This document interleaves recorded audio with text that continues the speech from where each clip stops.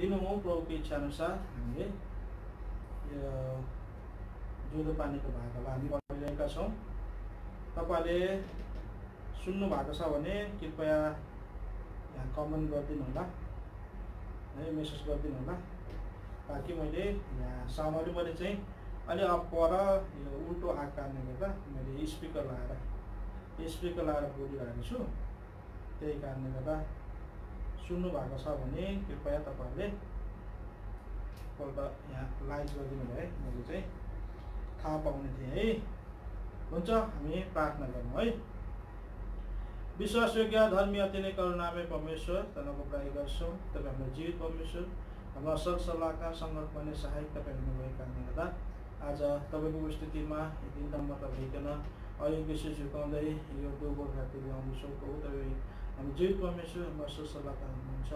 हाम्रो हर समय हर घडी सम्हाल्नुहुने, सुरक्षा गर्नुहुने, हाम्रो आत्मिक घटिकमी, हाम्रो आवश्यकता घटिकमीलाई पुरा गर्नुहुने परमेश्वर तपाईँ हुनुहुन्छ। स्कन्दको उपस्थितिमा दिनका नम्बर तपाईँको आउँछौँ। तपाईँको शुद्ध प्रार्थना छ। धन्यवाद दिन्छु यो तपाईँले हामीलाई सुन्नु सोभेको दिनुभएको छ। विशेष गरी तपाईँको स्थितिमा आइकन यो जिउँदो पानी आज तपाईँ पत्रिका पढ्ने यो सोमका मसौदा तपाईँ दिनुभएको छ। धन्यवाद दिन्छौँ। तपाईँको यो महान योजना दयाका लागि धन्यवाद दिन्छौँ। विशेष प्रार्थना गर्छौँ। यसबाट हामी पढ्दैछौँ। तपाईँले हामीलाई सहायता गर्नुहोस्। अन्धकारको शक्ति प्रभावदेखि बचाउनुहोस् प्रार्थना छ। रोजीबाट सुन्नुहोस्, ठिक प्रकारले ठिक शब्दहरू तपाईँले मलाई दिनुहोस्, ताकि तपाईँको उपस्थितिमा आज हामी एकदमै दिनदान नभइकन आज यसलाई पढ्न सकौँ, शून्यलाई अनुभव गरिदिनुहोस्, ठिक प्रकारले सुन्न सकौँ, बुझ्न सकौँ, न तपाईँको नामको महिमा गर्न सकौँ। अन्धकारको शक्तिलाई तपाईँको शान्त आत्मामा त्यसलाई स्वरूपमा प्रदर्शन हामी बाँच्छौँ। स्वरूपमा विरोधमा यो पढ्नेको विरोधमा, जुन पानीको विरोधमा, तपाईँको प्रयोग गरेको विरोधमा कुनै पनि अकल्पनादेखि बचाउने गर्छौँ प्रार्थना गर्दै। अब अनुग्रह दया चाहँदै कहाँदा तपाईँको छर्सहरू जताततबाट आज गुरु उपस्थित रहेका छन्। यहाँले तपाईँ आशिष मात्र दिने कामसँग प्रार्थना गर्दै धन्यवाद छोटो बिन्ती प्रार्थना पुरस्कार सुन्नुहोस्। आमीन।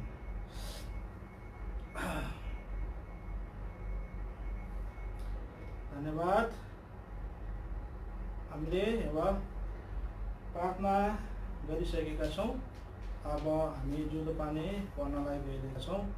तपाईँहरूले है, तपाईँहरूको आवाज सुनिँदै होला त्यहाँतिर है।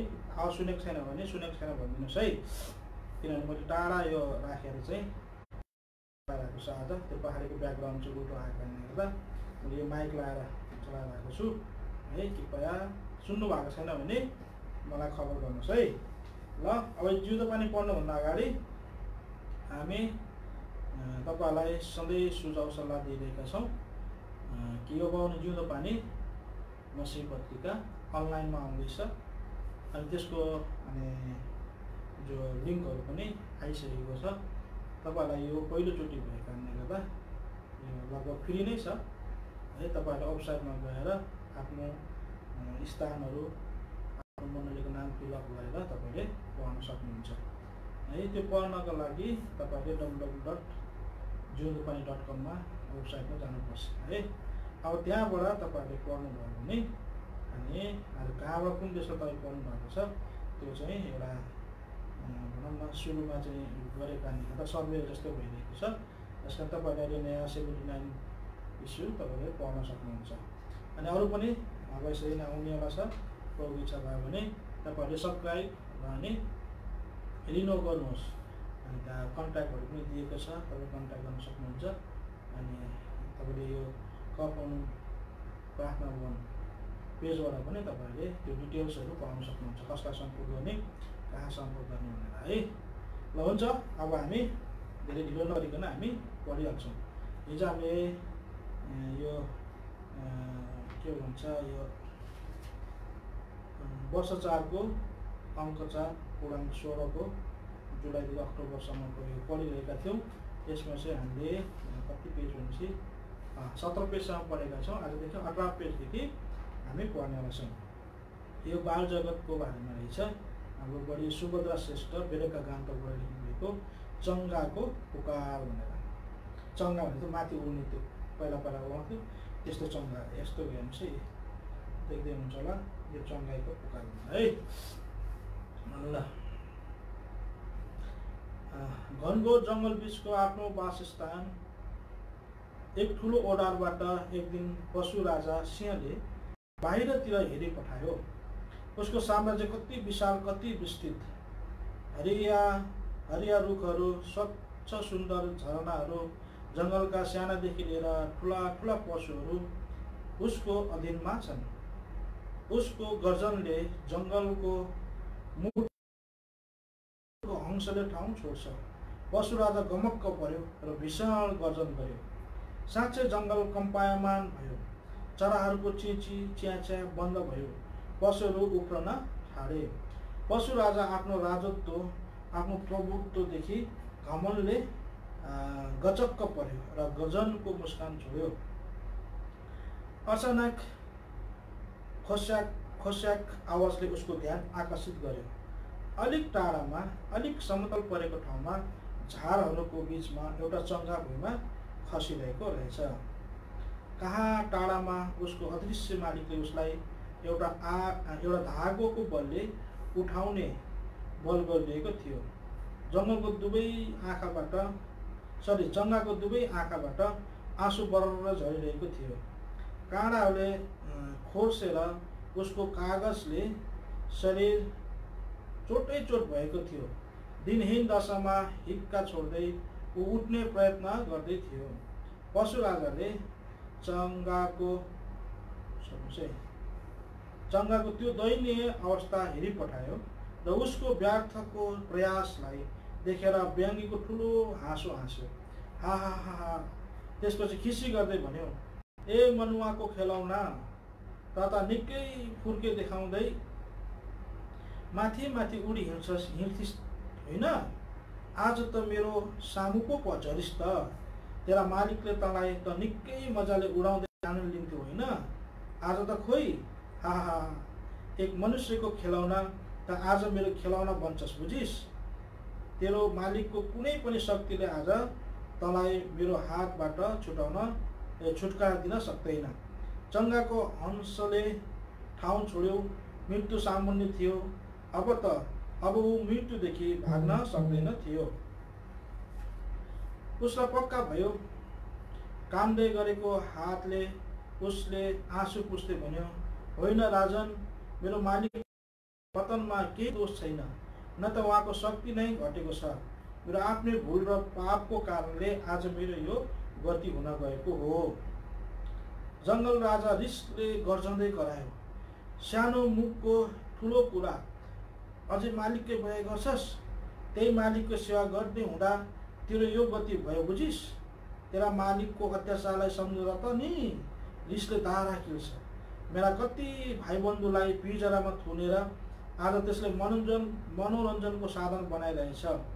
मात्र मनोरञ्जन होइन, तर तेरा धूर्त मालिकले आम्दानीको स्रोत पनि बनाउँदैछ। तर के बेकामी चङ्गा, ए बेकामी चङ्गा, यो जङ्गल त मेरो साम्राज्य हो, बुझिस्? यहाँ तेरो धूर्त मालिकको केही जोडला चल्दैन। अब 1 मिनटमा त मेरो गाँस बन्छस्, भन, तयार छस् होइन? चङ्गाले ललबलिएको स्वरले भए पनि दृढताको साथ भन्यो, पशुराज, मृत्यु सबैको भागमा भएकै कुरा हो, आज नभए भोलि। तर एउटा कुरामा यसरी खस्नुमा मेरो मालिकको केही दोष छैन। मैले तपाईँलाई अघि पनि भनिहालेँ, मेरा प्रिय मालिकले त एउटा मसिनो धागो छोड्दै मलाई उडाइरहनु भएको थियो। म एउटा कागजे चङ्गा, जसको कुनै रूप न रङ, न बल न बुद्धि, न कुनै मोल। म त त्यसै जीवनकालको दोकानको एक कुनामा अरू धेरै साथीहरूसँग थुप्रिरहेको थिएँ। जिउभरि धुलै धुलो, चारैतिर नालीको दुर्गन्ध र फोहोर पानीको छिटा, कुवाको भेउता जस्तो त्यही दोकानमै मेरो संसार थियो। जब मेरो मालिकले मलाई किन्नु भयो, म मालिकको हातमा परेँ। उहाँले सबै धुलो टकटकाएर मलाई सफा बनाउनु भयो। त्यसलाई सेतो रङको धागोमा बाँधी त्यही धागो छोड्दै मलाई उडाउन लाग्नुभयो। त्यही धागो समाई म अब उड्न थालेँ, माथि माथि, अझ माथि। अरे म त वरपरका डाँडाहरूभन्दा माथि पुगेँ। निलो आकाशमा सेता बादलका भुवाहरूसँग हातेमालो गर्दै म उड्न थालेँ। ठुला ठुला अट्टालिका, मोटर रेललाई मैले माथिबाट हेर्न थालेँ। म कागजे चङ्गा अब आकाशे चङ्गा भएँ। बडो आनन्दसित निलो गगनमा विचरण गर्दै म उडिरहेको थिएँ। मेरो आनन्दमा मेरा मालिकले पनि आनन्द लिइरहनु भएको थियो। अचानक मलाई मेरा पुराना साथीहरू राते फुस्रे पहेँलोको याद आयो। त्यो धुलो, त्यो नालाको दुर्गन्धको याद आयो। कठै बेला मेरा साथीहरू धुलो चार्दै कति मिठो गफ गरिरहेको होला। म भने यहाँ एक्लै उडिरहनु परेको छ। मेरा साथीहरूलाई फेरि भेट्न पाए हुन्थ्यो। एकखेप म तल झर्न पाए हुन्थ्यो। यस्तो इच्छा जागेपछि म तल झर्न थालेँ। मालिकले घरिघरि धागो तान्दै मलाई माथि उठाउने बल गर्नुहुन्थ्यो। म भने तल तल झर्दै अचानक झटारिएर यहाँ खस्न पुगेछु, जुन जग्गाको राजा तपाईँ हुनुहुँदो रहेछ।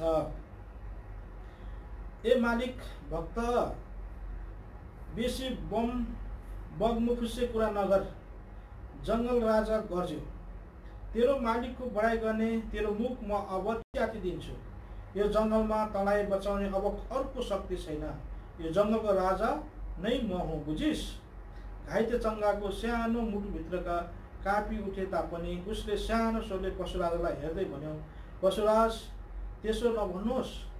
जुन धागोले तानेर उहाँले मलाई उठाइरहनु भएको थियो, उहाँले फेरि पनि म खसेको ठाउँदेखि पशुराज तपाईँको मुखदेखि पनि फेरि उठाउन सक्नुहुन्छ, बचाउन सक्नुहुन्छ। मेरा मालिकले मलाई अझै पनि माया गर्नुहुन्छ। फेरि आफ्नो मालिकलाई सम्झँदै आफ्नो झिनो स्वरले भए पनि मालिकलाई बोलाउन थाल्यो, मालिक, मालिक, मलाई बचाउनुहोस्, मालिक, मलाई तान्नुहोस्। सानो चङ्गाको यस्तो जीर्ण अवस्थामा पनि मालिकलाई पुकारेको देखेर पशु राजाको क्रोधले सीमा नाग्यो। ऊ झट्ट ठुलो गर्जन साथ अघि बढ्न थाल्यो अनि रिसले गर्जँदै चिच्याउन थाल्यो, चुप लाग त कागजी चङ्गा, यो मेरो राजमा तेरो मालिकको बढी बढाइ नगर। मेरा यी तिखा नङ्ग्राले तेरो मुख नचातेसम्म। चङ्गा आँसु खसाउँदै जोरले चिच्यायो, मालिक, मालिक, बचाउनुहोस्।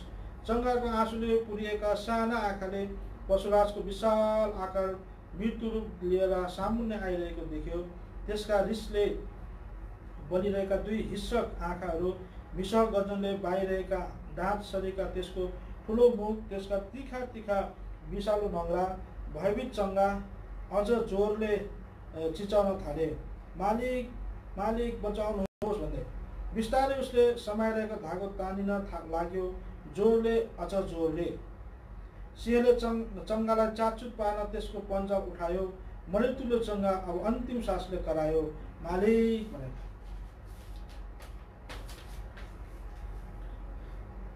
मालिक, बचाउनुहोस्। त्यसपछि चङ्गाले आँखा बन्द गर्यो। उसले मृत्युको निम्ति आफैलाई सुम्पिदियो। अचानक चिसो हावाले उसलाई स्पर्श गरे जस्तो लाग्यो। चराहरूको च्या च्या चिची, अरे उसले यो के हुँदैछ सुन्दैछ। उसले बिस्तारै आँखा खोल्यो। अरे अरे यो के? उता जङ्गलमा होइन रहेछ। जङ्गल राजाको अघि पनि होइन, तर उता अघि जस्तै फेरि नील गगनमा पो विचरण गर्दै रहेछ। धागोलाई समाई उडिरहेको रहेछ। लट्टाई मालिकले घुमाइरहेको रहेछ। ओहो, म त मृत्युबाट फुत्केछु, म त फेरि माथि उठेछु। उसले वास्तविकतामा सम्झन थाल्यो। चङ्गाको सानो मुटु मालिकको उप्रतिको माया र दयादेखि आनन्दले उफ्रन लाग्यो। मालिकको शक्तिदेखि ऊ छक्क पर्यो। उसका दुई आँखामा खुसीको र कृतज्ञताको आँसु छल्काउन लाग्यो। ऊ आनन्द विभोर भई चिच्याउन लाग्यो, मालिक, मालिक, मेरा मालिक, तपाईँ कति मायालु, तपाईँ कति शक्तिशाली। म त आफ्नै गल्तीले जङ्गल बीच खसेको थिएँ, सिंहको मुखैमा परेको थिएँ। मृत्युको मुखैबाट तपाईँले मलाई बचाउनु भयो। मैले पुकारेँ, म उठेँ, म लडेँ, फेरि माथि माथि। धन्यवाद मालिक, मेरा मालिक, धन्यवाद।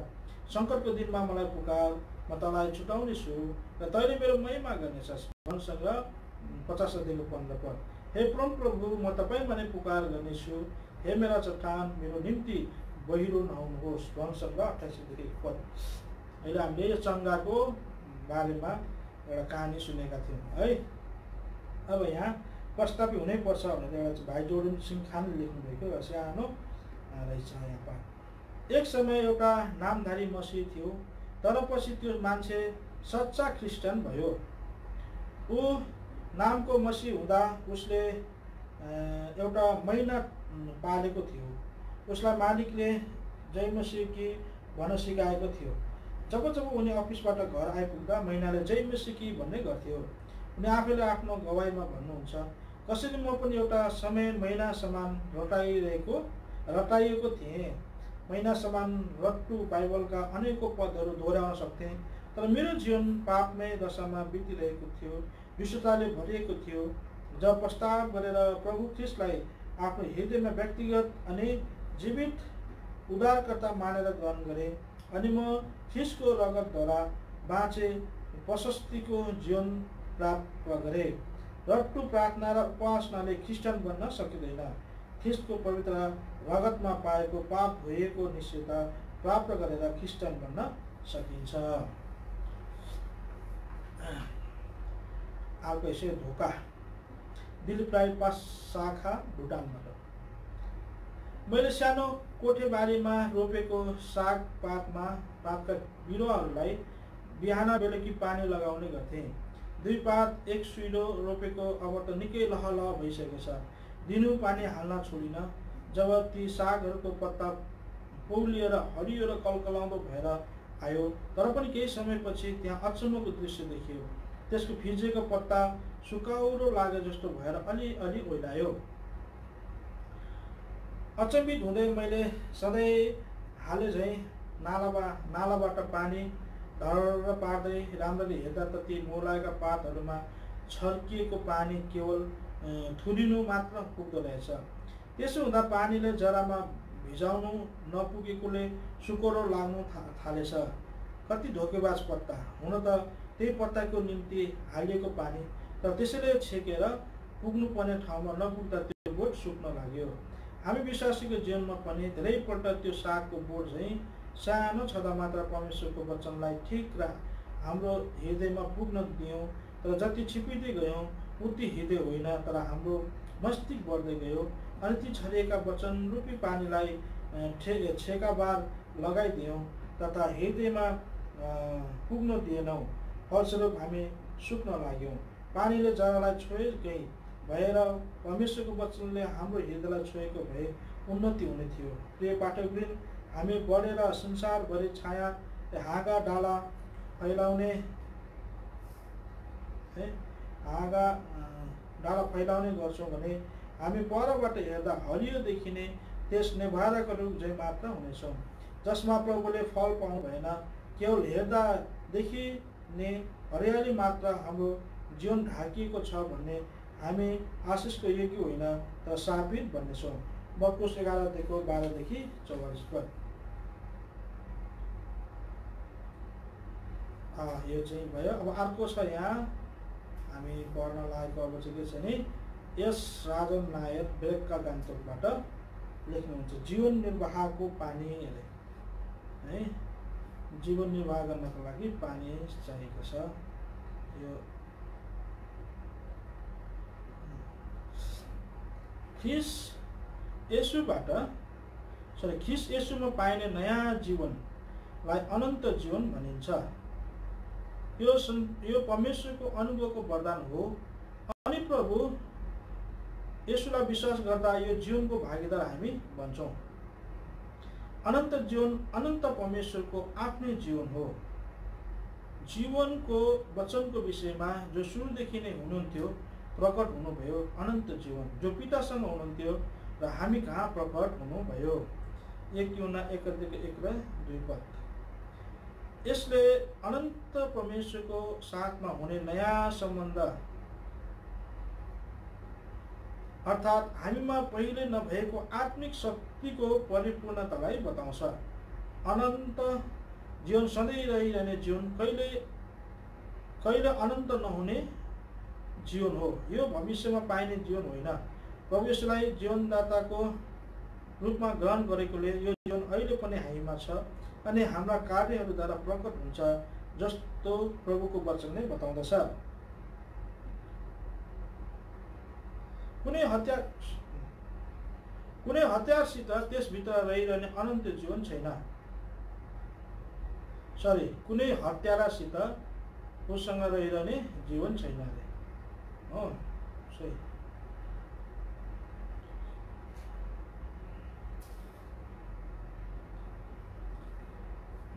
हत्यारा रहेछ, मैले हत्या भन्नुहोस् है, नबोल्नुहोस्। कुनै हत्यारासित त्यसभित्र रहिरहने अनन्त जीवन छैन। 1 यूहन्ना 3:15 पद।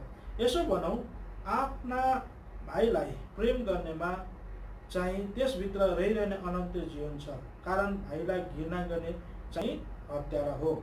1 यूहन्ना 3:14 पद।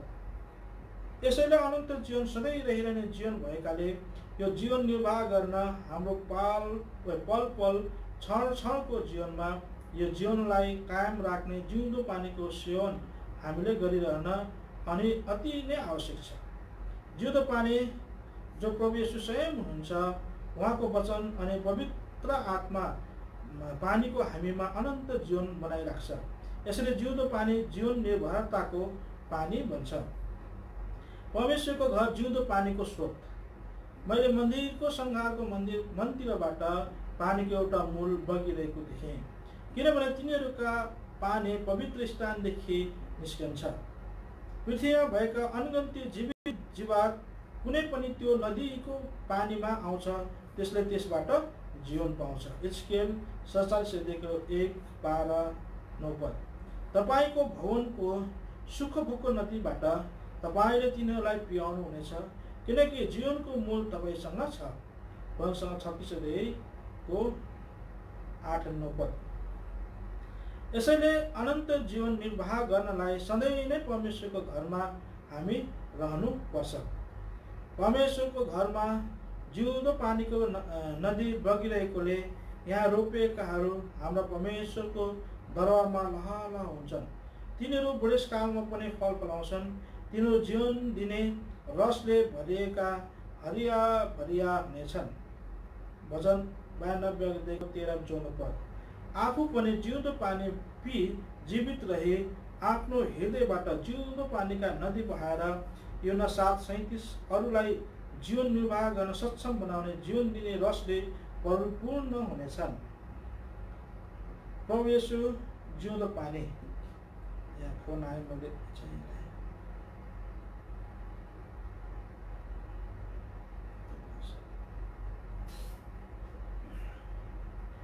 प्रभु येशू जिउँदो पानी। उत्पत्तिमा परमेश्वरले भूमिको माटोबाट मानिस बनाउनु भयो र तिनको नाकमा जीवनको सास फुकिदिनु भयो र मानिस जीवित प्राणी भयो। यो जीवन मानिसमा रहिरोस् भने परमेश्वरले मानिसलाई एउटा बगैँचामा राख्नुभयो, जहाँबाट एउटा नदी निस्केको थियो। यो नदीले बगैँचालाई बिजाउँथ्यो अनि भूमिबाट हेर्नमा राम्रो र खानमा असल भएको हरेक रुख उमार्नुभयो। उत्पत्ति 2:7-10। अनन्तसम्मलाई परमेश्वरले यो प्रबन्ध गर्नुभएको थियो, कारण हरेक महिना जीवनका रुखहरूमा फल फलाउन परमेश्वर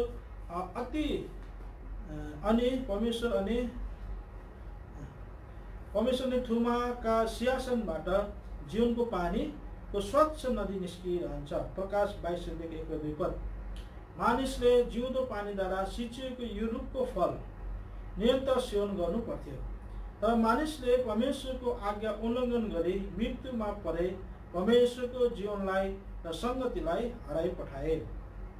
हामीमा भएको मशकको पानी सिद्धिन्छ, हामी मरणावस्थामा पुग्छौँ, तर जब हामी उहाँलाई पुकारा गर्छौँ, परमेश्वर हाम्रा निम्ति जिउँदो पानीको कुवा बन्नुहुन्छ अनि हामीमा जीवन बगाइदिनुहुन्छ। तिनीसँग भएको मशकको पानी सिद्धिँदा हागारले भन्छन्, मैले यो बालक मरेको हेर्न नपरोस्, तर परमेश्वरले बालकको स्वर सुन्नुभयो अनि हागारको आँखा खोलिदिनु भयो र त्यसले एउटा पानीको कुवा देखि र गएर मशकमा पानी भरेर बालकलाई पिउन दिए अनि परमेश्वर त्यस बालकको साथमा रहनुभयो, अर्थात् परमेश्वरको जीवन त्यस बालकमा रह्यो। त्यो बढ्दै गयो। उत्पत्ति 21:16-20 पद। परिस्थितिहरूको ठुलो सङ्घार पश्चात सिमसोनले कराएर परमप्रभुको पुकारा गरे। तपाईँले आफ्नो दासलाई ठुलो विजय दिनुभयो, अब म के तिर्खाले मर्नु? तब परमप्रभुले लहीमा भएको खाल्डोलाई चिरेर फुटाइदिनु भयो, त्यहाँबाट पानी फुटेर निस्क्यो। सिमसनले त्यो पानी पिए र तिनको त्राण आयो र तिनी फेरि ताजा भए। न्यायकाण्ड 15:14-19 पद। अनि जो तिर्खाउँछ ऊ आओस्, अनि जसले चाहन्छ उसले सिधैमा जीवनको पानी ल्याओस्। प्रकाश 22:17। प्रभु येशू जीवनको पानीको मूल हुनुहुन्छ। उहाँ हामीलाई जीवन दान दिनका निम्ति फुट्नुभयो। यूहन्ना 19:34। उहाँमाथि विश्वास गर्ने कोही पनि नष्ट नहोस् तर उसले अनन्त जीवन पाओस्। यूहन्ना 3:16 पद।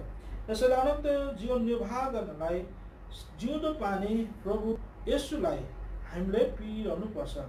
तर जसले त्यो पानीबाट पिउला जो उसलाई दिनेछु ऊ कहिले तिर्खाउने छैन। तर जुन पानी म उसलाई दिनेछु त्यो ऊभित्र अनन्त जीवनको निम्ति उम्रिरहने पानीको मुहान बन्नेछ। यूहन्ना 4:14। येशूले तिनीलाई भन्नुभयो, बौरी उठाएर जीवन म नै हुँ। जसले ममाथि विश्वास गर्छ ऊ मरे तापनि जिउनेछ, अनि जो जिउँछ र ममाथि विश्वास गर्छ त्यो कहिल्यै दिनेछु जो त्यो ऊभित्र अनन्त जीवनको निम्ति उम्रिरहने पानीको मुहान बन्नेछ। यसुले यूहन्ना 4:14। यसुले तिनीलाई भन्नुभयो, बौरी उठाएर जीवन म नै हुँ। जसले ममाथि विश्वास गर्छ ऊ मरे तापनि जिउनेछ, अनि जो जिउँछ र ममाथि विश्वास गर्छ त्यो कहिल्यै मर्ने छैन। यूहन्ना 11:25-26 पद। जसले मेरो शरीर खान्छ र मेरो रगत पिउँछ उसँग अनन्त जीवन हुन्छ। यूहन्ना 6:54। परमेश्वरको वचन जिउँदो पानी। एफिसी 5:26 पद। साँचो साँचो म तिमीलाई भन्दछु, जसले मेरो वचन सुन्छ र मलाई पठाउनु हुनेछ ममाथि विश्वास गर्छ, मलाई पठाउनु हुने माथि ममाथि विश्वास गर्छ उसँग अनन्त जीवन छ। र ऊ न्यायमा पर्ने छैन तर मृत्युबाट जीवनमा सरिसकेको हुन्छ। यूहन्ना 5:24 पद। साँचो साँचो म तिमीलाई भन्छु, कसैले मेरो वचन पालन गर्छ भने उसले कहिल्यै मृत्यु देख्ने छैन। यूहन्ना 8:51 पद। अनन्त जीवन निर्वाह गर्नलाई परमेश्वरको वचन सदा सर्वदा स्वर्गमा स्थिर रहेको छ।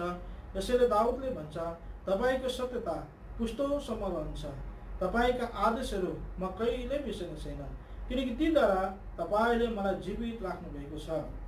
भजन सङ्ग्रह 179:89 पद, 90 पद र 93 पद। परमेश्वरका वचनको यो मूल्यतालाई तिनले बुझेकोले परमेश्वरको वचनमा दिनरात तिनले ध्यान दिन्थे अनि सधैँ पुकारा गर्थे, तपाईको वचनले मलाई जीवित राख्नुहोस्। भजन सङ्ग्रह 125:107 पद। परमेश्वरको वचनमा जब दिनरात ध्यान दिन्छौँ, प्रसन्न रहन्छौँ, यो जीवनको नदी भएकोले यसले हामीलाई सिँचिरहन्छ अनि हामी कहिल्यै नओइलाउने फल दिइरहने खोलाको धारको छेउमा रोपेको बोट जस्तै हुनेछ, अर्थात् अनन्त जीवन निर्वाह गर्न सक्नेछ। भजन सङ्ग्रह 1:2 र 3 पद। मानिस रोटीले मात्र होइन तर परमेश्वरको मुखबाट निस्केको प्रत्येक वचनले जीवित रहन्छ। खोला, नाला, मूल फुटेका पानी, पहाड र बेसीमा बगिरहने उत्तम देश हो, देश जो गहुँ औ महलले जसले परमेश्वरको वचनलाई देखाउँछ भरिएको छ। त्यस देशमा हामीलाई राख्नुहुन्छ। त्यस देशमा अनन्तको वचनको अभाव हुने छैन अनि त्यहाँ यही अन्न खाँदै तृप्त रहनेछौँ, अर्थात् जीवन निर्वाह गर्न सक्नेछौँ। व्यवस्था 8:3 पद, 7:10 पद। यो जीवन निर्वाह गर्न वचन पालन गर्ने अनि वचनलाई पालन नगर्दा कसरी हामीमा यो जीवन हराउँछ अनि हामी नष्ट हुनेछौँ भन्ने कडा चेतावनी मूसाले दिएका छन्। म आज तिमीहरूलाई कडा चेतावनी दिँदैछु कि परमप्रभु आफ्ना परमेश्वरको वचन पालन गरेनौ भने तिमीहरूलाई पनि परमेश्वरले तिमीहरूकै अघि नाश गर्नुभएको जाति झैँ नष्ट गर्नुहुनेछ। व्यवस्था 8:19-20। यसैले पत्रुस चाहिँ हामी प्रभुलाई भनौँ, हे प्रभु हामी कस कहाँ जाउँ, अनन्त जीवनका वचनहरू त तपाईँसँग छन्। यूहन्ना 6:68 पद। पवित्र आत्मा जिउँदो पानी। जसले ममाथि विश्वास गर्छ, पवित्र शास्त्रले भनेअनुसार उसको हृदयबाट जिउँदो पानीका नदीहरू बहनेछन्। यो कुरा उहाँले आत्माको विषयमा भन्नुभयो। यूहन्ना 7:37-38 पद। अनन्त जीवनलाई सँगाले राख्न हामी आत्मामा जिउनुपर्छ, आशाको परिपूर्णतामा रहनुपर्छ। आत्माले यो उपजीवित पार्नुहुन्छ। जुन वचनहरू म तिमीहरूलाई भन्दछु ती आत्मा हुन् र जीवन हुन्। यूहन्ना 6:63 पद। ख्रीष्ट येशूमा भएका आत्माको व्यवस्थाले मलाई पाप र मृत्युको व्यवस्थाबाट छुटकारा दिएको छ। आत्मामा मन लगाउनु चाहिँ जीवन र शान्ति हो। उहाँका आत्मा तिमीहरूमा वास गर्नुहुन्छ अनि तिमीहरूको मर्ने शरीरलाई जीवित पार्नुहुन्छ। रोमी 8:2, 5 अनि 11 पद। आत्माद्वारा शरीरका कामहरूलाई मारेको कारण हामी जीवित रहन्छौँ। रोमी 8:13 पद। यसैले यो जीवन कायम राख्नलाई दिन प्रतिदिनको हाम्रो जीवनमा आत्मालाई काम गर्न दिउँ। आत्माद्वारा ख्रीष्टसँगै क्रुसमा टाँगिएर ख्रीष्टसँग नै बोलेर नयाँ जीवनको चालमा हामी हिँडौँ।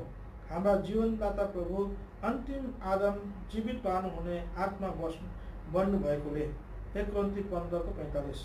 उहाँले हाम्रो यो विनाशी शरीरलाई अविनाशी दशामा पनि अनि मनशीलतालाई अमरतामा बदलाउनु हुनेछ। आत्मामा भई आत्माको निम्ति छर्यो भने आत्माबाट अनन्त जीवनको कटनी गर्नेछौँ। गलाती 6:8 पद। यसैले जीवनको पानी लिई जीवन निर्वाह गर्नलाई आत्माले मण्डलीसँग मिली सबैलाई आह्वान गर्छ। आओ, जसले चाहन्छ उसले सित्तैमा जीवनको पानी लियोस्। प्रकाश 27:17। क्रमश जीवनको पानीको विषयमा अर्को भागमा पनि हामी पढ्छौँ। अहिलेलाई यति नै रहेछ। यहाँ पर्दाफास भनेर यहाँ सानो यहाँ लेख छ। दोस्रो विश्वयुद्धमा हिटलरले केही जासुसलाई लडाइँ सम्बन्धी गुप्त कुराको सुराग लगाउनलाई ग्रेट ब्रिटेन पठाएका थिए। तिनीहरूले अङ्ग्रेजी वेशभूषा लगाउँथे अनि अङ्ग्रेजहरूको बिचमै रहनसहन गर्थे अनि स्थानीय बासिन्दाले झैँ विभिन्न भाषा बोल्दथे। तर ग्रेट ब्रिटेनका गुप्तचर विभागले लुकी छिपी बहुत होसियारीको साथमा तिनीहरूप्रति कडा दृष्टि लगाएका थिए। अन्तमा तिनीहरूप्रति शङ्का गरी अचानक तिनीहरूको घरमा छापा मारियो। फलस्वरूप त्यहाँबाट कतिपय नक्सा, आपत्तिजनक फोटो अनि कागज पत्र बर्बाद गर्यो। इङ्ल्यान्डको प्रतिरक्षा विभागले तिनीहरूलाई पक्रेर जेलमा हालिदियो। अन्तमा मुद्दा चलाएर तिनीहरूलाई फाँसीको सजाय दियो। यस्तै प्रकारले झुटो मसीह पनि शैतानको प्रमुख कर्मचारी हो। यिनीहरू मण्डलीमा एउटा 1:4-12 पद अनुसार भित्र पसेका छन्। बाहिरी भक्तिको भेष धारण गर्छन् तर शक्तिलाई चाहिँ इन्कार गर्छन्। प्रिय हो, एक दिन परमेश्वरको दूतले तिनीहरूलाई खोजी निकाल्नेछन् अनि न्याय पश्चात आगोको जेलमा फालिदिनेछन्। सावर क्रिस्टियनिटीमा कि ख्रिस्टमा भाइ जोर्डन खान। अनन्त लक्ष्य भनेर बलदीप लिम्बू फिल्मी प्रार्थना भवन कैजेले दार्जिलिङबाट लेख्नुहुन्छ। त्यो रात फेरि कहिले नफर्कोस्, अतीतसँगै अनन्तको गर्भभित्र विलिन होस्। पवनको झोकासँगै उडी कहीँ टाढो जाओस्। वर्षाको हरेक थोपासँगै भुइँभरि पोखियोस्। बिहानीको शीत चाहिँ बिलाइ जाओस्। हो, हिजोको रात कति भार थियो। अमावस्याको त्यो कालो रात यौन खिल्न नपाई बैलाउन परेकी हद भागिने बिटुवा जस्तो, वसन्तको आगमन अघि नै निष्ठुर पतझडले मुर्झाएको फुल जस्तो। तर आज त मेरो जीवन यहाँ पूर्णिमाको रात चाहिँ स्वच्छ बनेको छ। जीवनमा धेरै आशाहरू पलाएका छन्। आनन्द शान्तिका गीतहरू गुन्जन थालेका छन्। खुसीका फुलहरू फक्रन थालेका छन्। हो त, मेरो हिजो र आजमा कति पार्थक्यता। हिजो म अतीत चियाइ रुने गर्थेँ। आँसुका प्रत्येक घुटकासँग दुःखहरू साट्ने गर्थेँ। लक्ष्यविहीन पाइलासँग सम्झौता गरे सुक्क हाँसो हाँस्ने गर्थेँ। रोइ रोइ मनका व्यथाहरू पानाभरि कोरिदिन्थे। आँसु बनाए ती व्यथाहरू नयनदेखि झारिदिन्थे। तर अब मेरो आँसु पुछिदिने मित्र ख्रिस्टलाई पाएको छु। मेरो मनका व्यथाहरू उहाँसँग साट्न पाएको छु। अब लक्ष्यविहीन छुइनँ साथी, मैले यहाँ ख्रिस्टमा अनन्त लक्ष्य पाएको छु। मैले यहाँ ख्रिस्टमा अनन्त लक्ष्य पाएको छु। भनेर कविता है, अनन्त लक्ष्य।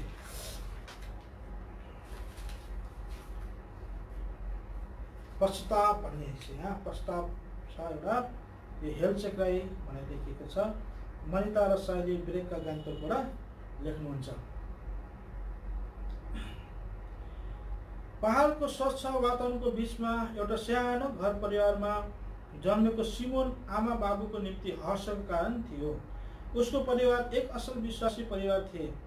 सिमोनको जन्म भएदेखि उसको आमा सीमा खुसीले त्यसै उन्मुक्त भएकी थिइन्। उनी सधैँ बिहानै उठेर प्रार्थना गर्थिन्, हे प्रभु, मेरो छोरो सिमोन तपाईँको असल शिक्षामा बढोस् और ठुलो भएर यसले तपाईँकै सेवा गरोस्, मण्डलीको निम्ति एक काम लाग्दो छोरो बनोस् आदि। यसै तिनले आफ्नो छोराको निम्ति धेरै प्रार्थना गर्दै गर्थिन्। सिमोनको पालन पोषणमा ती दुई पति पत्नीले केही कसर छाडेनन्। सबैले पनि सिमोनलाई हुर्काउनमा सीमा र उसका पतिलाई सहयोग गरिरहेको थियो। समयकै गतिसँग सिमोन अब ठुलो भइरहेको थियो। ऊ तोते बोल्न पनि छोड्यो। सीमाले उसलाई सन्डे स्कुल पठाउन थालिन्। सिमोनलाई सन्डे स्कुल खुबै मन पर्थ्यो। आन्टी अङ्कलले सिकाएको गीत एक्सन साह्रै राम्रो लाग्थ्यो। उसले प्रार्थना गर्न पनि सिकेको थियो। यसरी सिमोन उसको आमाको प्रार्थनाको प्रत्युत्तरमा साँच्चै आत्मिक वातावरणमा बढ्न थाल्यो। सीमा पनि अब ढुक्क हुन थालिन्। आफ्नो छोरा बढेको देखेर उसलाई त्यो पहिलाको जस्तो छोराप्रति फिक्री कम्ती हुन थाल्यो, किनकि उसले सोचेको जस्तै उसको छोरा भइरहेको थियो। यता सन्डे स्कुलका गुरु आमा गुरु बाबा पनि सिमोनप्रति ढुक्क थिए। सिमोन त एकदम राम्रो छ, हामीहरूले अरू विद्यार्थीको निम्ति खुबै प्रार्थना गर्नुपर्छ ताकि उनीहरू पनि सिमोन जस्तै बनोस् भनी उनीहरू भन्ने गर्थे। सिमोन अब बिस्तारै बाल्य अवस्थादेखि किशोर अवस्थामा प्रवेश गर्न थाल्यो। उसका साथीहरू पनि धेरै भए। साथीहरूले उसलाई खुबै माया गर्थे। कुनै पनि कार्यक्रम हुँदा सिमोन चाहिँ हुनै पर्ने। ऊ साथीहरूको एक अभिन्न मित्र बन्न पुग्यो। यसैले उसले अब घर तथा मण्डलीभन्दा धेरै समय आफ्नो साथीहरूसँगै बिताउन थाल्यो। बिस्तारै बिस्तारै यही सङ्गति सिमोनको निम्ति भारी बन्दै गयो। एक दिन साथीहरूले उसलाई नशालु पदार्थ सेवन गर्न कर गर्यो। उसले भन्यो, होइन साथी, म यस्तो काम गर्न सक्दिनँ, मलाई कर नलगा। उसको साथीले भन्यो, त्यसो भए तैँले हामीलाई साथी सम्झेको छैन रहेछस्। अर्कोले भने, एक दुई सरको त तानी हेर, हाम्रो मन त राखिदे।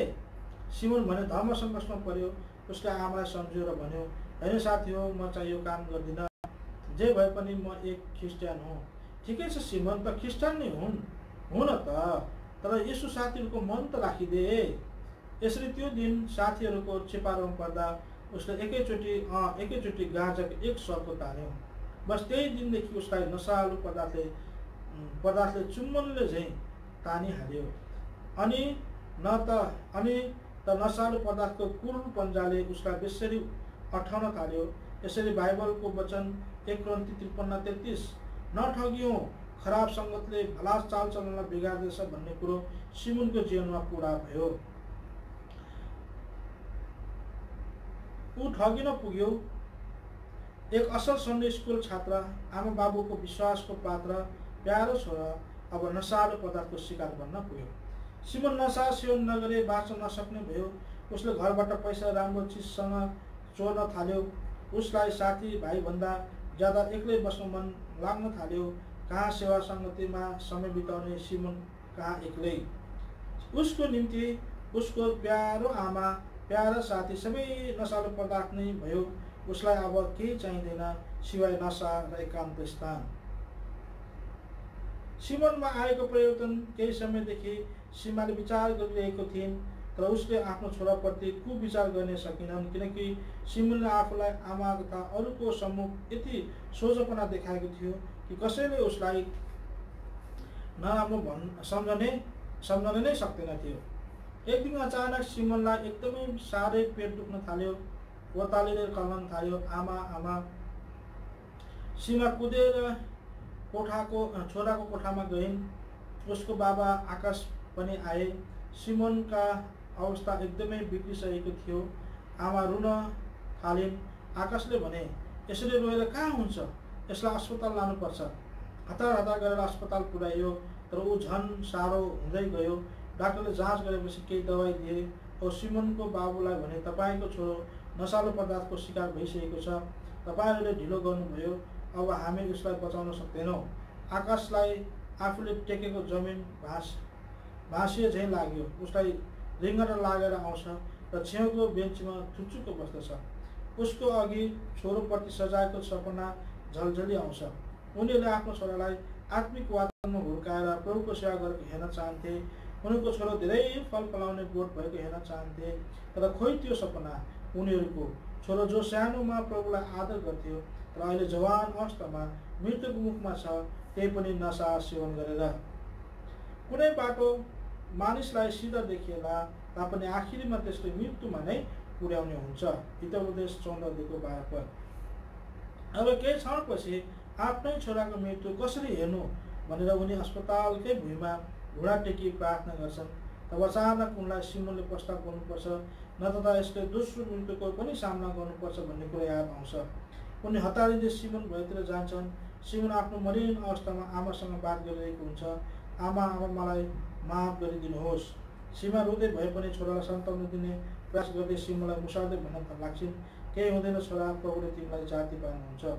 बाबा सिमोनको छेउमा आएर भन्छन्, नानी, तिमीले यो के गर्यौ? तिमीले यस्तो नगर्नु पर्ने थियो। हामीले तिमीलाई एउटा असल जवान भएर प्रभुको सेवा गरेको हेर्न चाहन्थ्यौ। तर सिमोन बाबासँग केही बोल्न चाहन्छ तर उसले केही भन्न पनि सक्दैन। आकाशतिर फेरि भन्छन्, छोरो, अब तिमीले प्रस्ताव गर्नुपर्छ, तब मात्र हामीसँग हुन सक्छौ। त्यो कुरा सुन्दा सिमोनले बरर आँसु झार्छ। उसलाई सन्डे स्कुलमा सुनेका कुराहरू याद आउँछ। उसले नरक अनि स्वर्ग दुवै स्थानलाई सम्झन्छ। उसले प्रस्ताव गर्न चाहन्छ। आकाश अझै भक्कानिँदै भन्न थाल्छ, छोरो, तिमीले आफ्नो सबै भुल पापलाई मानिलिनुपर्छ। सिमोनले पनि यही चाहन्छ। आज उसलाई मृत्युसँग डर लागिरहेको छ। ऊ मर्न चाहँदैन र अफसोस ऊ बाँच्न सक्दैन। अब उसको निम्ति एउटै उपाय छ, प्रस्ताव गरे उसको आत्मा चाहिँ बाँच्नेछ। उसले केही भन्न खोज्छ। आमा बाबा खुसी भएर भन्छन्, हो छोरो, तिमीले प्रस्ताव गर। तर सिमोनले चाहँदा चाहँदै पनि पाप मानिलिन सक्दैन। ऊ फेरि केही बोल्न कोसिस गर्छ। उसले भन्छ, किनभने जसबाट म फेरि फर्कने छैन, म नफर्किने बाटोमा। अयुब 16:22। यतिकै उसको त्यो अन्तिम सास नै सकिन्छ, अर्थात् उसलाई मृत्युले छोप्छ। त्यहाँ अब बोल्न कोसिस गरिरहेको सिमोन छैन। आकाश र सीमा दुवै कहाँलिँदै हुन्छन्। सिमोन, सिमोन, तिमीले यो के गर्यौ? नशालु पदार्थको शिकार बनेर यो उमेरमा हामीलाई छाडी गयो। तर तिमीले प्रस्ताव गरे हुने थियो, आफ्नो भुल स्वीकार गरे हुने थियो। तर उनको निम्ति यो प्रस्तावको घडी ढिलो भइसकेको हुन्छ। उसले प्रस्ताव किन गरेनौ? अब हामी सधैँलाई बिछोडियौँ। यसरी आफ्नै लापरवाहीले गर्दा अब भविष्यको डर मनमा नराख्नाले गर्दा सिमोनले जवान अवस्थामा मर्नु पर्यो। उसको अन्तिम संस्कारको निम्ति तयार हुन थाले। सबै विश्वासीहरू एकत्रित भए। तब एक सन्डे स्कुलको शिक्षकले रुँदै प्रार्थना गर्नुभयो, प्रभु, सिमोनको मृत्युको कारण म तपाईँसँग क्षमा माग्छु, किनकि मैले सिमोनलाई एक असल छात्र भएकोले गर्दा उसको निम्ति प्रार्थना गर्न आवश्यक अनिवार्य ठानिन। उसको राम्रो पक्ष मात्र हेरेर उसलाई कहिले पनि नजिकमा ल्याएर हेरेन। यो प्रार्थनाको शब्द सुन्दा सीमाको हृदय छिया छिया भयो। उसले पनि आफूले सिमोन सानो छँदा गरेको प्रार्थनालाई सम्झिन्। जब सिमोन हुर्के तब उसले त्यो कुरालाई त्यति जरुरी सम्झिनन्। यसैले ऊ झन् जोड लिन थालिन्। प्रार्थना गरेपछि सबै मिलेर सिमोनको मृतक शरीरलाई चिहानमा पुर्याए। त्यहाँ वचनको सेवा सुरु भयो। कोही धेरै वर्षसम्म बाँच्न भने उसले ती सबैमा आनन्दित बनोस्, र उसले अन्धकारका दिनहरू पनि धेरै छन् भनी स्मरण राखोस्। हे जवान मानिस, आफ्नो यो अवस्थामा सुखी हौ। तेरो बयस छौन्जेल सुख चयन गर। तेरो मन र आँखाले तँलाई बाटो देखाउन्। तर यो कुरा याद राख कि यी सबै कुराहरूको परमेश्वरले लेखा लिनुहुन्छ। असन्तुष्टतालाई तेरो मनबाट पर हटा र शरीरको दुःखलाई टकटकाइदे। बाल्यावस्था र वंश केवल व्यर्थ हुन्। उपदेशक 11:8-10। यस बिचमा सिमोनको एक मिल्ने साथी अनमोललाई आफ्नो सबै भुलहरूको आभास हुन्छ। उसले साथीको मृतक शरीर औ मृत्युको कारण दुवै सम्झन्छ। वा आफ्नो अवस्था उसले मनमा नै निर्णय गर्छ, म मेरो पापलाई मानिलिन्छु, यो नशा सेवनको आदतलाई सधैँको निम्ति त्यागिदिन्छु। प्रभुले हामी जवानलाई यस्तो अवस्थामा मर्नु होइन तर उहाँको सेवाको निम्ति बोलाउनु भएको रहेछ।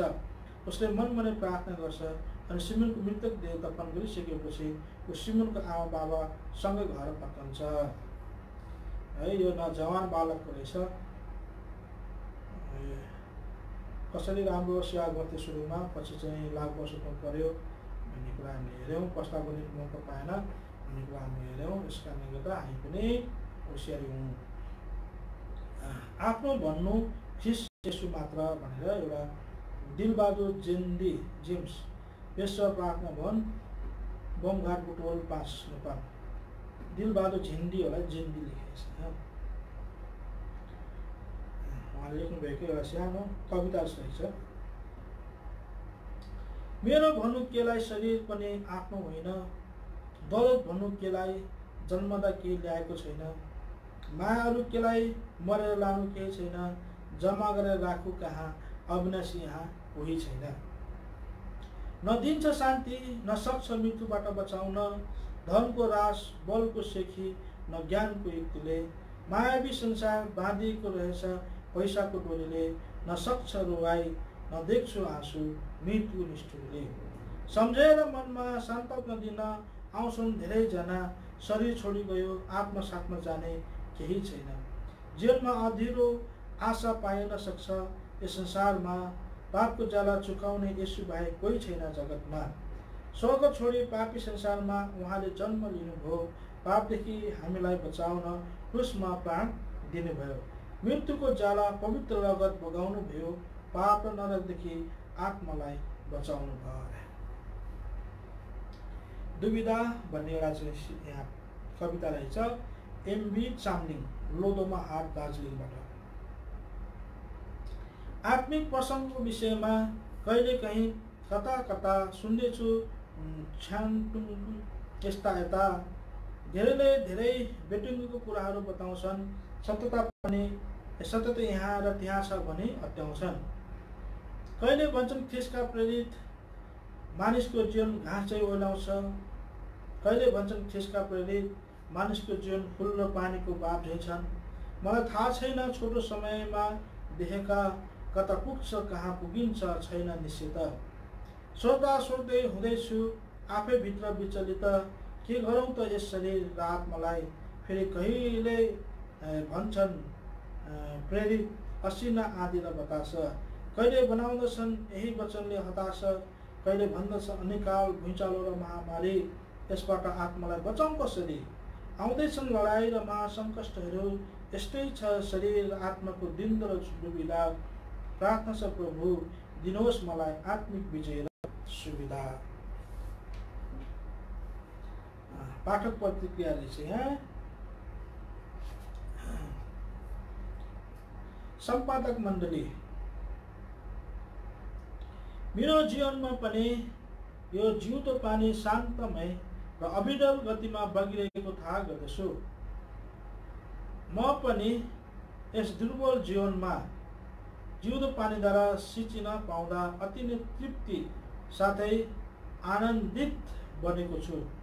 स्तम्भहरूमध्ये यस बाइबल प्रश्नोत्तर प्रतियोगिताले मेरो जीवनमा धेरै आशिषहरू भएको अनुभव गरिरहेको छु। बाइबल अध्ययनमा धेरै नै सहायता पुर्याइरहेको छ, जसको निम्ति अत्यन्तै धन्यवादी छु। रोमिला देवान एल्सदाई।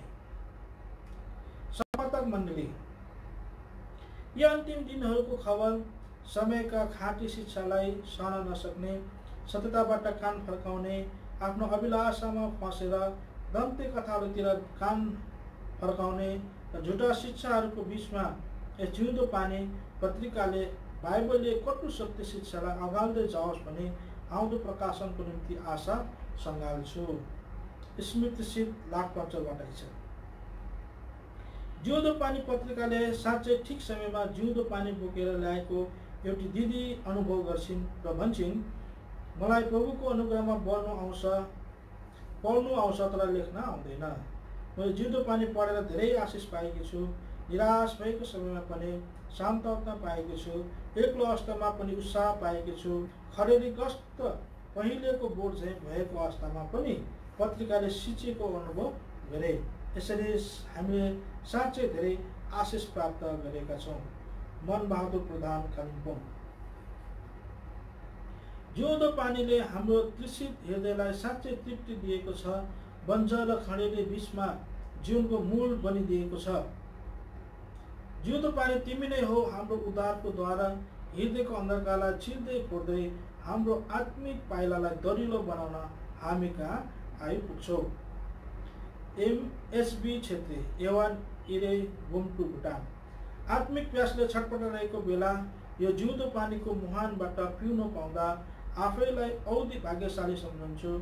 अधिक मात्रामा आशिष, उत्साह र आत्मिक प्रेरणाहरू प्राप्त भएको पनि अनुभव गर्न पाइरहेको छु। यसको निम्ति प्रभु साक्षी सम्पादक मण्डलीलाई मुरी मुरी धन्यवाद। सारा सुब्बा, एन्टियोक, पृथ्वीनगर, नेपालबाट लेख्नु भएको रहेछ। जिउँदो पानी पढ्न पाउँदा मलाई अति नै खुसी लाग्यो, किनकि यस पत्रिकाले मेरो हृदयमा ठुलो रमाको कारण भएको छ। यसकारण म मेरो सांसारिक इच्छा, योजनाहरू, उद्देश्यहरू र लक्ष्यहरूको निम्ति अब मरेको छु। अब प्राण उहाँको इच्छा, उहाँका योजनाहरूमा म जिउनेछु। कविता सुनवार, गुम्टु, भुटानबाट। जिउँदो पानी पत्रिका मार्फत गहिरा चाखलाग्दो रहस्य बुझ्न पाएकोमा प्रभुलाई धन्यवाद छ। अझै प्रभुप्रति प्रार्थना छ कि हाम्रो रुखो जीवन जानेर सदैव जिउँदो पानी बगाइरहनुहोस् भने जिउँदो पानी प्रभुप्रति निवेदन छ। सोलोमनलाई यहोवा इरे भुटानबाट हिजोमा पनि। जिउँदो पानी तिमी पहाड तराई समतलमा बगिदियौ, अतृप्त आत्माहरूलाई जीवनको जलले भरिदियौ। यसैले आज तिम्रो स्पर्शले सुक्खा बन्जर भूमिहरू फसलले भरिएका देखिन्छन्। कलिला नव हृदयहरूले हर्षित भई गाएको सुनिँदैछ।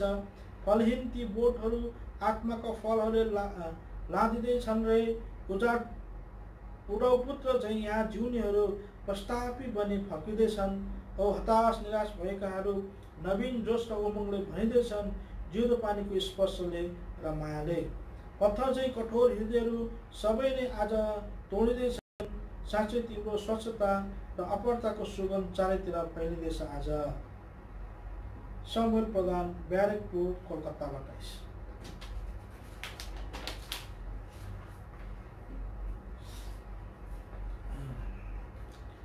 यहाँ छ अर्को कृष्ण बहादुरको गवाई। यो गवाईको पृष्ठबाट छ कृष्ण बहादुरको गवाई र परमेश्वरको काम। म काम गर्नेछु, मलाई कसले रोक्न सक्छ? परमेश्वरका कार्यहरू महान छन्, उहाँका विचारहरू गम्भीर छन्। भजन सङ्ग्रह 92:5। परमेश्वरको विचार त मानिसको विचारभन्दा उच्च छ। यशाया 55:8-9 पद। परमेश्वरको योजना सनातनसम्मलाई हुन्छ। परमेश्वरको योजना मानिसको जस्तो अपरचट गरिने योजना हुँदैन। उहाँका योजनाहरू पहिले नै ठहराएका र जानिएका हुन्छन्, अर्थात् तयार पारिएका हुन्छन्। रोमी 8:29 पद। उहाँको सनातन विचारलाई कार्य रूपमा ल्याउने उहाँ विभिन्न प्रकारले मानिसहरूसँग बोल्नुहुन्छ। अयुब 33:14। त्यसैले कृष्ण बहादुरलाई प्रभुले कसरी बचाउनु भयो र उहाँको जिउँदो गवाई बनाउनु भयो भन्ने सत्य घटनालाई यहाँ प्रस्तुत गरिएको छ। कृष्ण बहादुरको जन्म विक्रम सम्वत 1993 सन् 1936 सालमा पूर्वी नेपालको खोटाङ जिल्लामा पर्ने एक दुर्गम गाउँ बाँसपानीमा भएको थियो। उनी सानैदेखि चलाक र तीक्ष्ण बुद्धिका थिए। समाज र राजनीतिमा उनको चासो थियो। त्यसैले उनले तत्कालीन गाउँ पञ्चायतको पिएनदेखि उपप्रधान पञ्चसम्मको पदसम्म सम्हालेका थिए। प्रधान पञ्च पदको लागि भएको निर्वाचनमा उनको प्रतिद्वन्दी सन्त बहादुर गुरुङसँग बराबर मत भएकोले निर्णयको लागि जिल्ला सदरमुकाम दितेल जाँदै गर्दा बास बसेको ठाउँ सोलसुमा भन्ने गाउँमा आफूसँग भएको सर्वस्व चोरी भएकोले प्रधान पञ्च पद पनि सन्त बहादुर गुरुङलाई नै सुम्पी उनी घर फर्के। घर फर्केपछि आफ्नो दाहिने हात र दाहिनेपट्टिको शरीर हुँदै पुरै शरीर नै सुक्न थाल्यो। केही सालपछि उनले पुरै शरीर नै सुकेर कङ्काल जस्तो भयो। हिँडुल गर्न त के बोल्नसम्म नसक्ने अवस्थामा उनी पुगे। गाउँको रूढिवादी चलन अनुसार पुरै 7 वर्षसम्म निरन्तर झामी झाँक्री गरिरहनु पर्यो, तापनि उसको रोग 20 देखि 19 सम्म पनि झरेन। 7 सालसम्म घामे झाँक्री लगाउँदा भयभरको श्री सम्पत्ति पनि सकियो। उनकी एउटी अर्धाङ्गिनी र 5 जना छोराछोरीहरूको लागि बिहान बेलुकीको हात मुख जोड्न समस्या हुन थाल्यो। बिचरी उनकी श्रीमतीले अरूको घरमा बनी बुटो गरेर आफ्नो बिरामी श्रीमान र बालबच्चा पाल्नु पर्थ्यो। एक दिन मर्नु र बाँच्नुको दोसारमा उभिएर जीवनको अन्तिम सास फेरिरहेको बेलामा धरानबाट रोबिन राई कृष्णबहादुर राई कहाँ पुग्नुभयो। उहाँ नै पहिलोपल्ट अविनाशी विजय रूपी परमेश्वरको वचन 1 पत्रुस 1:13 कृष्णबहादुरलाई सुनाउनुभयो। प्रभु येशू ख्रीष्टमा विश्वास गरेर आफ्नो पापको प्रस्ताव गरेमा सम्पूर्ण पाप क्षमा हुने र रोगबाट पनि चङ्गाई पाइने कुरा उनले सुनेर उनले त्यति नै बेला प्रभु येशूलाई आफ्नो मुक्तिदाताको रूपमा अपनाए।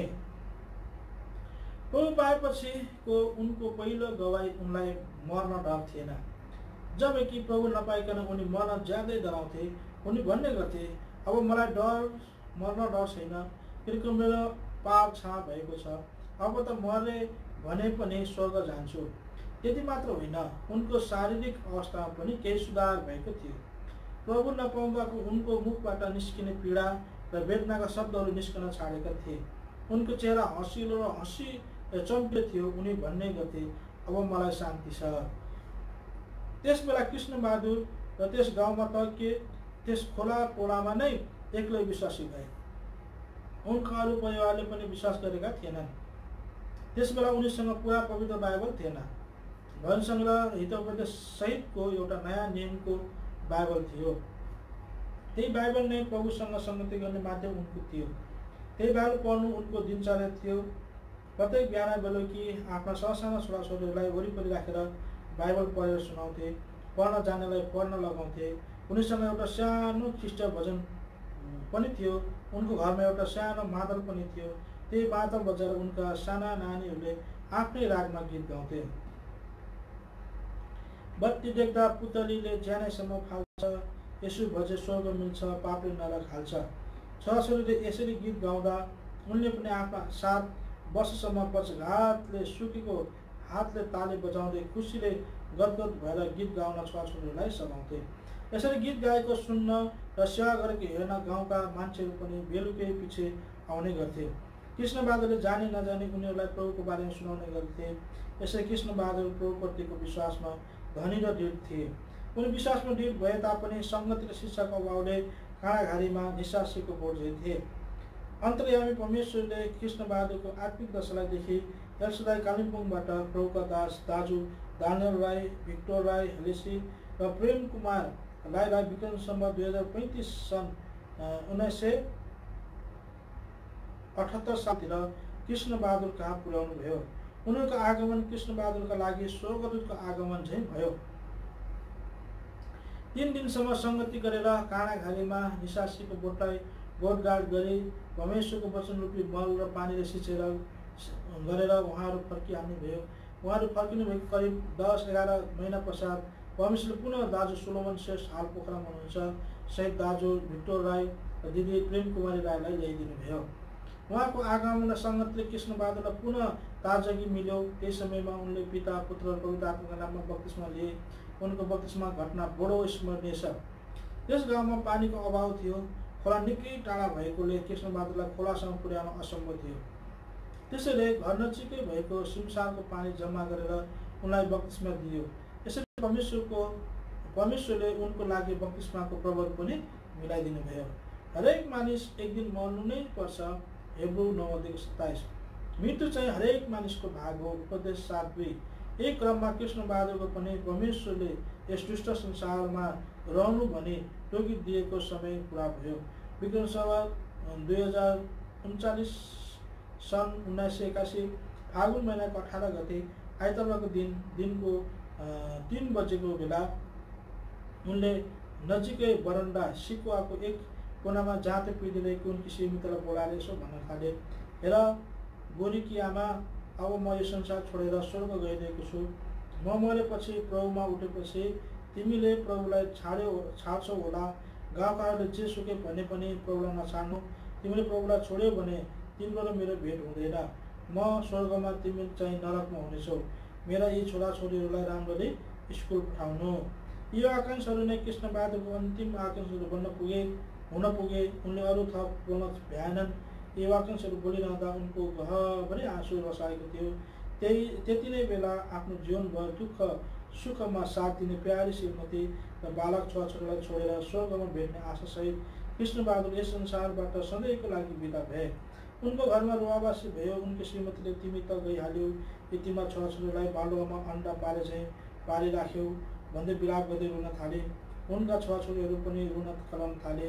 मरेको 4 दिन भएको लाजसलाई जिउँदो बनाउने प्रभु, यदि तिमी सत्य ईश्वर हौ भने मरेको 4 दिन भएको लाजसलाई जिउँदो बनाउने प्रभु, यदि तिमी सत्य ईश्वर हो भने मेरो बाबा मरेको त 4 घण्टा पनि भएको छैन, बोलाएर उठाइदेऊ भन्दै उनका 12 वर्ष माइला छोराले रुँदै मृत बाबाको छातीमा टाँसेर प्रार्थना गरेको दृश्य चाहिँ साँच्चै हृदय विदारक थियो भनी देख्नेहरू बताउँछन्।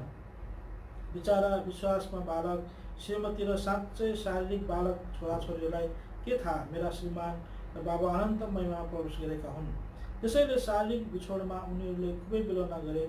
जे हुने कुरा भइगयो। गाउँभरि कृष्णबहादुर मर्यो रे भन्ने हल्ला भयो। सबै गाउँलेहरू भेला भए। सबैको मनमा यो किस्तानी हो, हामीले यसको लासलाई छुनु हुँदैन, अब यसका कलिला बालक केटाकेटीहरू मात्र के गर्छन् हेरौँ भन्दा आपसमा कुराकानी गरिरहेका थिए। त्यो दिन त्यतिकै साँझ पर्यो। सबै गाउँलेहरू आफ्नो घर फर्के।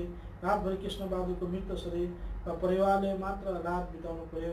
उनको माइला भाइ र कान्छा भाइ बाहेक अरू गाउँलेहरूले साथ दिएनन्। भोलिपल्ट सबै गाउँलेहरू भेला भए, तर सहयोग गर्न होइन, रमिता हेर्न मात्र। अब कसरी दफन गर्ने, किस्तानी मर्यो भन्ने छुनु हुँदैन भन्ने हल्ला थियो। सबैले लासलाई छुन डराए। चिहान खन्नसम्म डराएर खन्न पनि मद्दत गरेनन्। कुरा गर्दै गर्दा सिमपानी गैरा भन्ने गाउँमा एकजना प्रसाद नाम गरेको दर्जी विषयी छ अरे भन्ने कुरा थाहा भयो। उसैलाई लिन पठाउने सल्लाह भयो। कतिले राईलाई तल्लो जातको दमाईले छुनु हुँदैन भनेर विरोध गरे, तर उनका जेठा छोरा करिब 18 वर्षका थिए ले विश्वासीहरूमा कुनै जातभातको भेदभाव हुँदैन भन्दै ऊ विश्वासीलाई लिन पठाए। केही घण्टा पश्चात दाजु प्रसाद आइपुग्नुभयो। उनका जेठा छोरा र प्रसाद दाजु भएर कृष्णबहादुरको लासको दफन दुईजनाले मात्र गरे। सबै गाउँलेले मुख दर्शक भएर रमिता मात्र हेरे। यसै कृष्णबहादुरको मृत शरीरको दफन भयो। राईहरूका परम्परागत संस्कार अनुसार लासलाई साना ठुला अरू कुनै पनि जातिले छुनु हुँदैन र कृष्णबहादुरको लासलाई दमाईले क्रिसमा जातपात छैन है छोएको कारणले अब कृष्णबहादुर जागेर जागृत भई गाउँभरि दुःख दिन्छ। यो राईको कुल पित्रमा पनि हालेको छैन भन्दै गाउँका धामी झाँक्रीले गाउँभरि हल्ला फिजाए।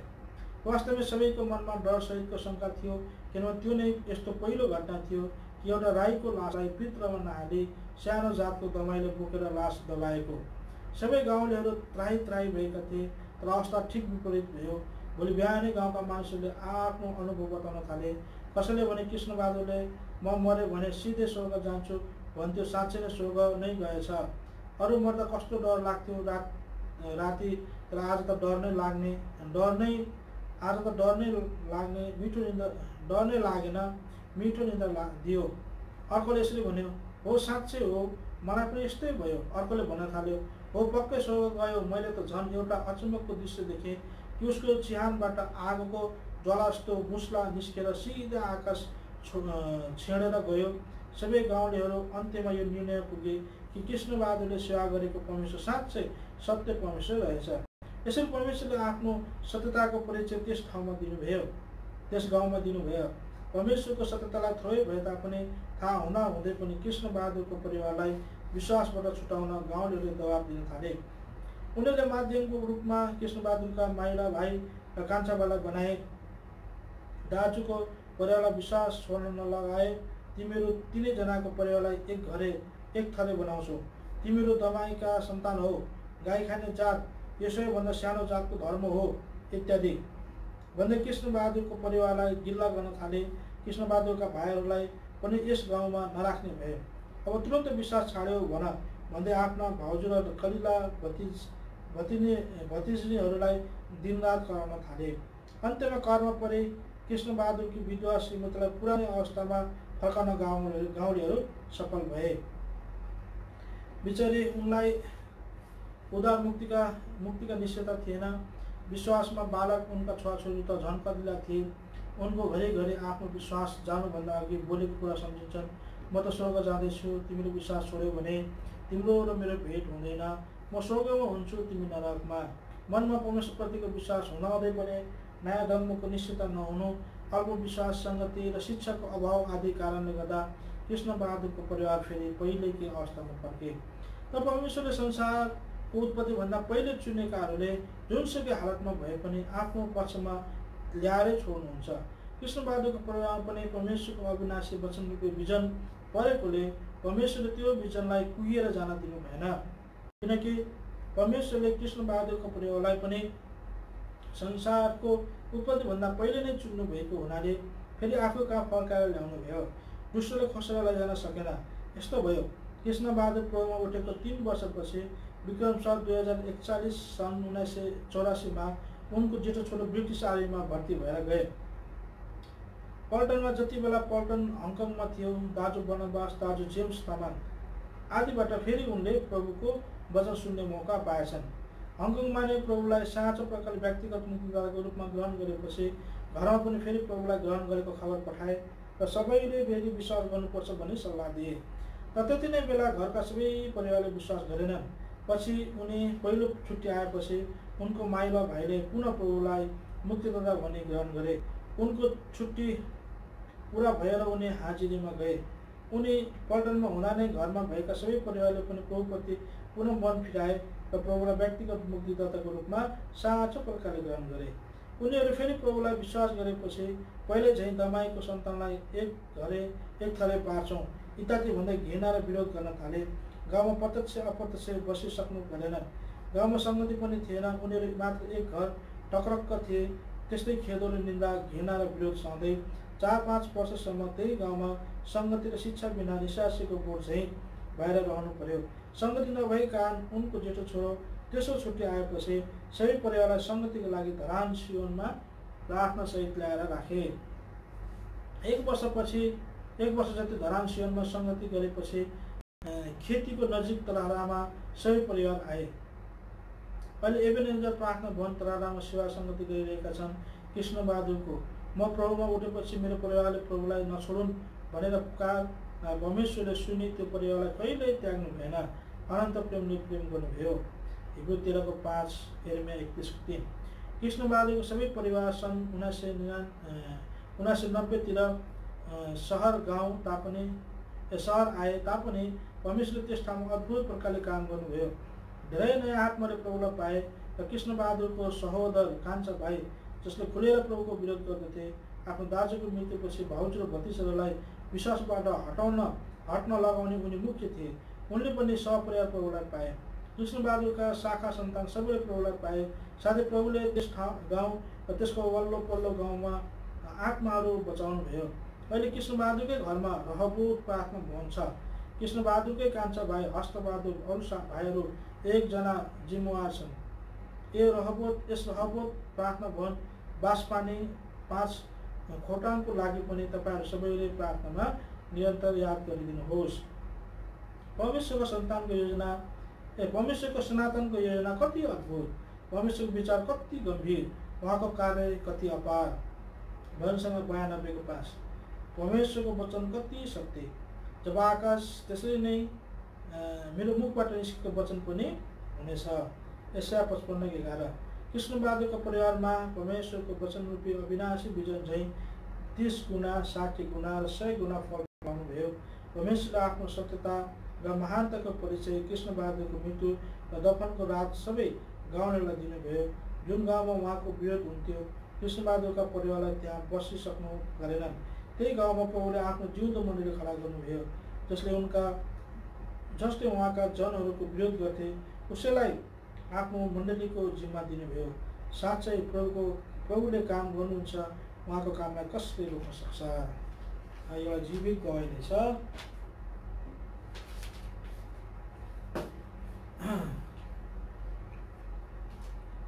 अब अर्को छ बाइबल अध्ययन, फलामको सिक्रीदेखि सुनको सिक्रीसम्म। DK Rai mount Horeb नाम्चीबाट।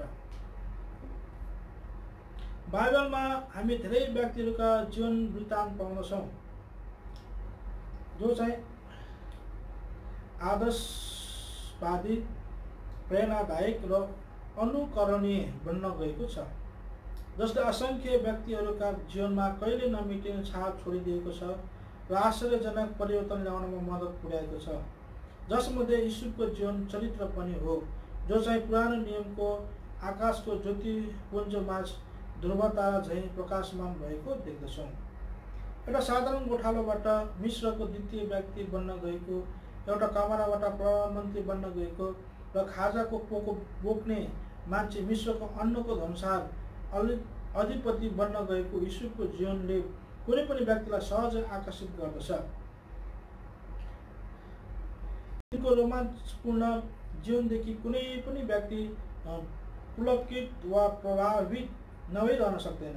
जीवनका अप्ठ्यारा गोरेटाहरूमा आदेश नखाई हिँडेर, निराशामा पनि आशा राखेर, अन्धकारमा पनि ठेस नखाई हिँडेर, पाप र अभिलाषा रूपी लेउ लागेको परीक्षाको चिप्लो बाटोमा स्वयंको लौरो समातेर नलडी हिँडेर उनी युवाहरूका निम्ति एक आदर्श बने, एक नीतिवान चरित्र बने, सबै शोकका निम्ति।